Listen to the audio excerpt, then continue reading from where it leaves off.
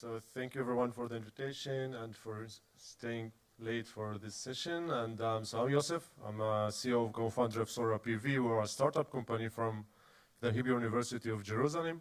It's a spin-off startup company from Israel. And we do indoor photovoltaic panels made of perovskite for indoor uses.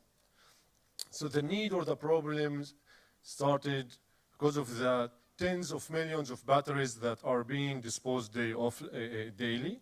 And of course, this means that the powering of indoor devices has not reached the 21st century. We are still using the very old technologies.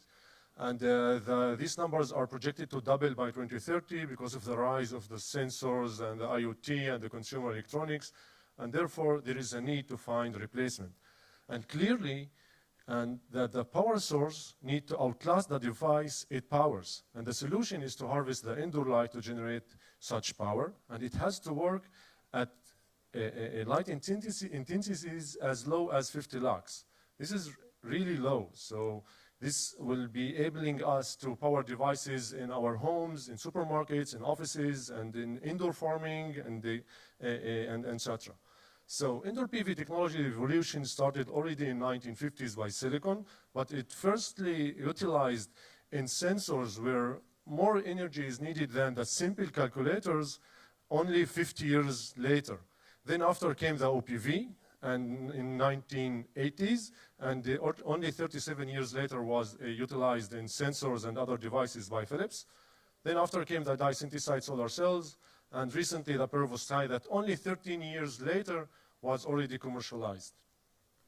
So in order to make the PV panel compatible for powering devices at the indoor condition, but with high power, we need to tune the bandgap, right? And therefore that, if we look at the light spectrums of the incandescent or warm white LEDs or fluorescent light sources, we see that the wavelengths of the lights between 400 and 700. And if we look at the spectrum light of our optical characterization, we see that the light indeed fits this wavelengths of the LEDs. And this is, of course, will enhance the power generation, which I will show you later on.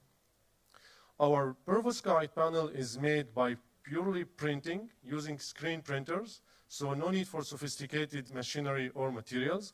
We start with screen printing of 3 layers, titania, zirconia, and ITO. It's mesoscopic, it's a thin layers with mesoscopic holes, and we eventually print the perovskite with a slow dye, which penetrates all through these layers. This is very, very important and unique, since this enables us at the end to recycle these panels very easily. So if you look at this video, you can see that this is a working panel that after we used it, we just put it in a solution.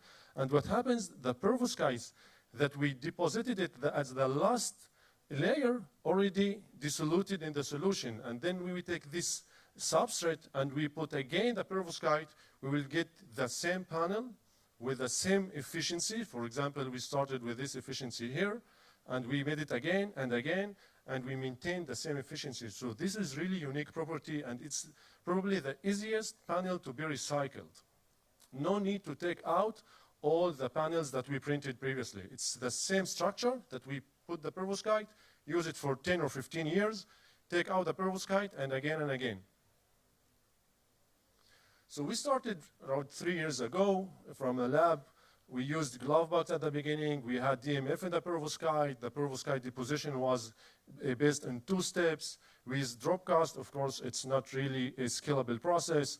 We have an ITO ink, which is the conductive layer that I mentioned previously. And it took us for 1 gram around half a day to make. Now our process is made at ambient condition, just as a room at this one. No clean rooms. We replace the DMS with a more friendly solvent. The deposition of the perovskite is made by 1 step only. And we do it by slow dye, which is, of course, scalable process. And the ITO ink formulation, we make tens of grams within few minutes. So, of course, it's not a secret that the perovskite stability is one of the debatable issues. So in order to make sure that the oxygen and the humidity is not really affecting the perovskite, what we do the encapsulation of the panels as for